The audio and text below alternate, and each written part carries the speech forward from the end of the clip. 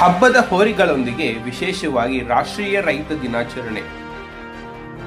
ಸ್ವರಬ ಶಿವಮೊಗ್ಗ ಜಿಲ್ಲೆ ಸ್ವರಬ ಪಟ್ಟಣದ ಪುರಸಭೆ ಮುಂಭಾಗದ ವೃತ್ತಕ್ಕೆ ರೈತ ವೃತ್ತ ಎಂದು ನಾಮಕರಣ ಮಾಡಬೇಕು.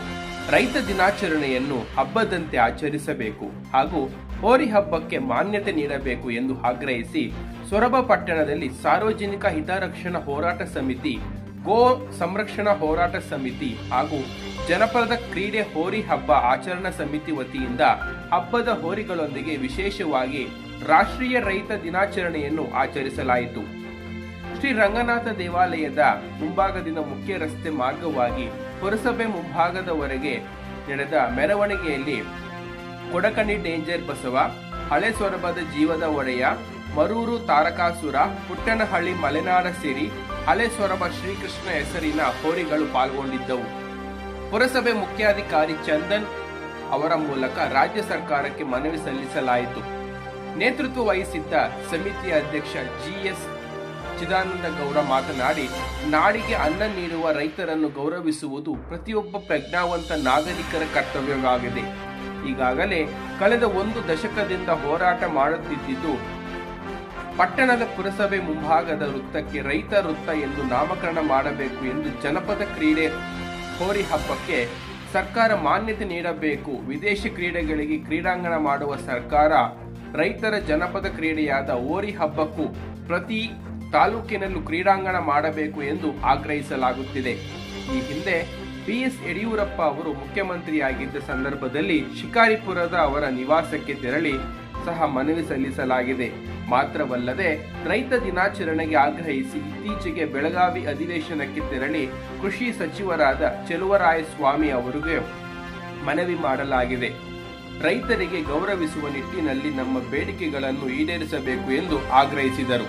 ಸಮಿತಿಯ ಗೌರವಾಧ್ಯಕ್ಷ ಕೆ ಪ್ರಭಾಕರ ರಾಯ್ಕರ್, ಜನಪದ ಕ್ರೀಡೆ ಹೋರಿ ಹಬ್ಬದ ಆಚರಣಾ ಸಮಿತಿ ಜಿಲ್ಲಾ ಕಾರ್ಯದರ್ಶಿ ಷಣ್ಮುಖಪ್ಪ ಹರಗಿ, ವೀರೇಂದ್ರ ಗೌಡ ಜೇಡಗೇರಿ, ನಾಗಪ್ಪ ಬಿದರಗೇರಿ, ಶರತ್ ಸ್ವಾಮಿ, ಡಿ ಶಿವಯೋಗಿ ಸೇರಿದಂತೆ ಹಲವರು ಪಾಲ್ಗೊಂಡಿದ್ದರು.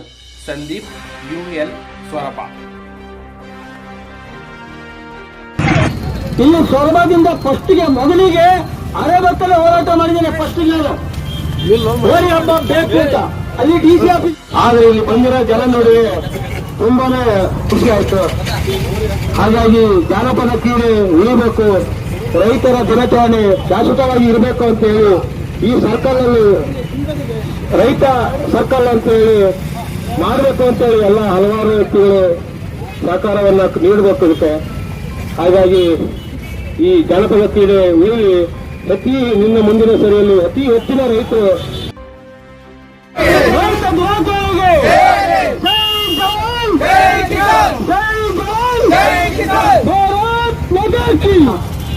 ಪ್ರಭಾಕರ್ ರಾಯ್ಕರೇ, ಶಿವಯೋಗಿ ಅವರೇ, ಸಮಿತಿಯ ನಾಗಪ್ಪರೇ, ಹಾಗೆ ನಮ್ಮ ಟೋಕಪ್ಪರು ಬಂದಿದ್ದಾರೆ, ತಿಪ್ಪಣ್ಣ ಬಂದಿದ್ದಾರೆ, ಹಾಗೆ ಗುರುಶಾಂತ್ ಅವರು ಬಂದಿದ್ದಾರೆ, ಹಾಗೆ ನಮ್ಮ ಮಾಲೀಕರಾಗಿದ್ದ ಲಿಂಗರಾಜ್ ಅವರು, ಕಿರಣ್ ಅವರು, ಹಾಗೆ ಧರ್ಮಪ್ಪನವರು, ಹಾಗೆ ನಮ್ಮ ಪ್ರಧಾನ ಕಾರ್ಯದರ್ಶಿಯಾಗಿದ್ದ ಷಣ್ಮುಖಣ್ಣವರು, ಹಾಗೆ ಎಲ್ಲರಿಗೂ, ಆಮೇಲೆ ನಮ್ಮ ಟ್ಯಾಕ್ಟರ್ ಇದ್ದಾರೆ, ನಮ್ಮ ನಾಗರಾಜ್ ಅವರು, ಹಾಗೆ ಎಲ್ಲ ಹೆಸರು ಹೇಳಿದ್ದಾರೆ. ಈಗಾಗಲೇ ನಮ್ಮ ತೌಲ್ ಸಮಾಜದ ಅಧ್ಯಕ್ಷ ವಿಶ್ವನಾಥ್ ಗೌಡ ಬಂದಿದ್ದಾರೆ. ಹಾಗೆ ಎಲ್ಲರಿಗೂ ಬಂದಿದ್ದಕ್ಕೆ ಧನ್ಯವಾದ ಹೇಳ್ತಾ ಈಗ ನಾನು ಪ್ರಾರಂಭ ಮಾಡ್ತೇವೆ. ನಾನು ಕೇಳಿದೆ, ಬೈಕ್ ಅನಾಹುತ ಆಗ್ತವೆ, ಆಮೇಲೆ ಹೆಲಿಕಾಪ್ಟರ್ ಬೀಳ್ತವೆ, ಟ್ರೈನ್ ಬೀಳ್ತವೆ, ಕಾರ್ ಬೀಳ್ತವೆ, ಆಕ್ಸಿಡೆಂಟ್ ಆಗ್ತವೆ, ಅವೆಲ್ಲ ಬಂದ್ ಮಾಡ್ರಿ, ನಮ್ಮ ಹಬ್ಬನೂ ಬಂದ್ ಮಾಡ್ರಿ.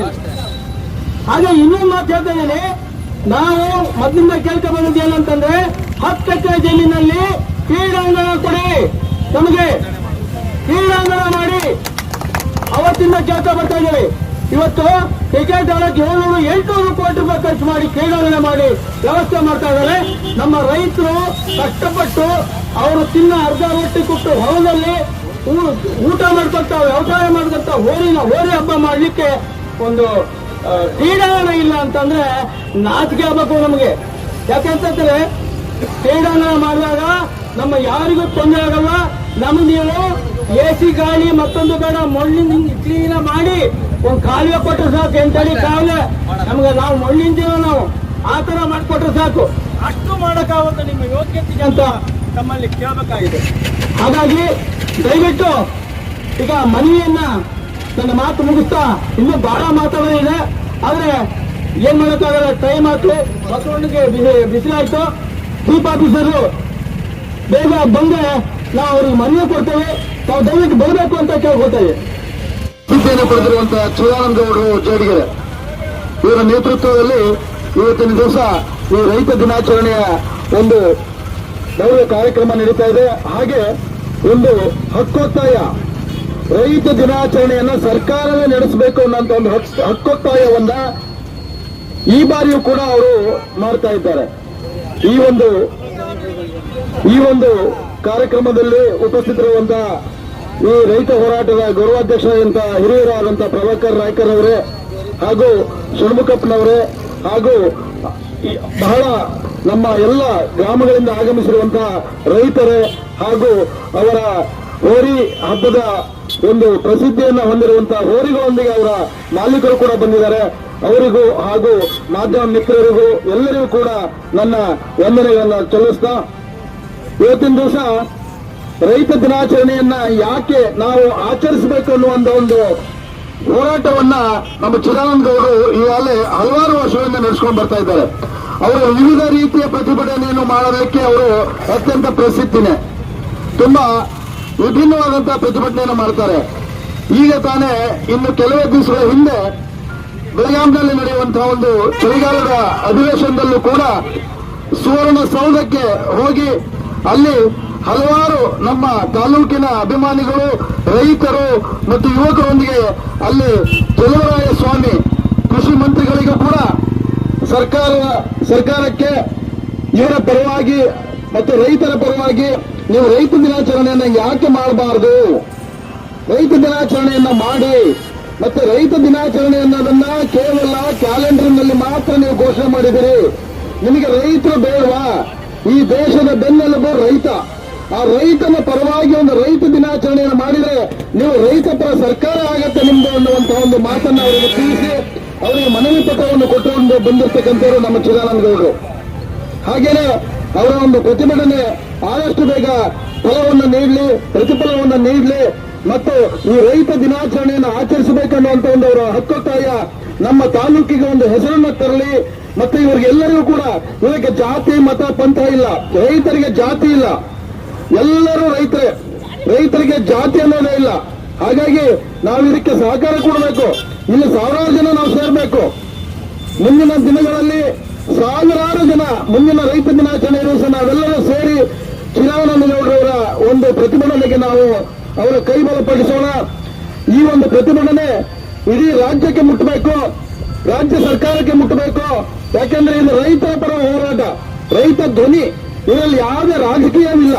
ಹಾಗಾಗಿ ಇದನ್ನು ಅವರು ಆದಷ್ಟು ಬೇಗ ತೀರ್ಮಾನ ಮಾಡಿ ರೈತ ದಿನಾಚರಣೆಯನ್ನ ವಿಜೃಂಭಣೆಯಿಂದ ಸರ್ಕಾರದ ಈ ತರ ಎಲ್ಲ ಕಾರ್ಯಕ್ರಮಗಳಂತೆ ರೈತ ದಿನಾಚರಣೆಯನ್ನು ಆಚರಿಸಲಿಕ್ಕೆ ಅವರು ಅವಕಾಶವನ್ನು ಮಾಡಿಕೊಡ್ಬೇಕು ಅನ್ನೋ ಒಂದು ಹಕ್ಕೊತ್ತಾಯವನ್ನು ಮಾಡ್ತಾ ಈ ಒಂದು